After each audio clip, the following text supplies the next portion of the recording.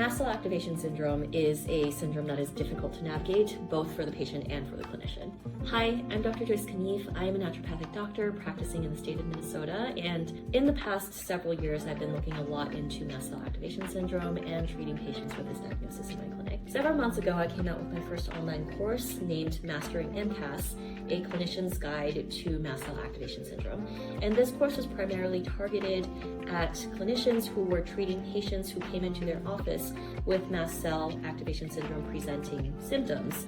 It's a course meant to both help the clinician move through the diagnostic algorithms, how to diagnose Mast Cell Activation Syndrome, especially since the testing is really tricky for Mast Cell Activation Syndrome and the criteria are quite rigid. There are also several criteria that can be used, so this presents a confusing challenge for a lot of doctors who see patients presenting with suspicion of Mast Cell Activation Syndrome. In addition to diagnosis of Mast Cell Activation Syndrome, in which I go through all of the diagnostic criteria, the testing, the likelihood of the testing coming back as accurate, I also go through a lot of the management and treatment of Mast Cell Activation Syndrome. This includes things like lifestyle, including dietary approaches, such as the low histamine diet, which is not the most intuitive diet in the world. I also go through the pharmacologic approach to managing Mast Cell Activation Syndrome with both the commonly used pharmaceuticals used in Mast Cell Activation Syndrome,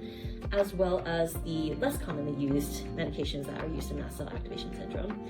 I also have two modules that are focused on the natural approaches to Mast Cell Activation Syndrome, things like nutraceuticals and different herbal extracts that are used currently in Mast Cell Activation Syndrome or are currently being researched to be used in Mast Cell Activation Syndrome. So it's quite a comprehensive course with the diagnosis and a huge chunk of the management, at least according to my clinical experience and the research that I've done on Mast Cell Activation Syndrome. So if you are a patient who has Mast Cell Activation Syndrome and doesn't really have a provider who is proficient in navigating Mast Cell Activation Syndrome, this could be a great resource to hand over to an open-minded clinician. If you're a clinician who is seeing patients who have Mast Cell Activation Syndrome and are kind of at a loss to what to do or confused by the current guidelines, this is also a really great guide to go for. If you're interested in this course, the diagnostic portion I have offered for free historically, and it is still for free on Podia right now. If you want to check out the link that is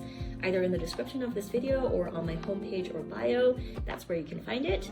And in the coming few days, we're also hopefully going to upload the entirety of the first module onto YouTube as well. And the first module will cover the diagnosis of Mast Cell Activation Syndrome, including the symptoms, the testing, and the different criteria that's being used. If you're interested in purchasing the whole course, again, it is accessible through the link in the description of this video or on my homepage or bio. It is $197 for lifetime access, or alternatively, if you're interested in some of the other educational material that I'm putting out, the other courses that I have on other different health topics and other health topics that would be related to someone with a picture of Mast Cell Activation Syndrome, we do have an educational platform called Wayfinders Well that is a membership base. So currently the membership rate changes based off of how many classes we have in the portal, but right now it's quite low, so consider checking it out.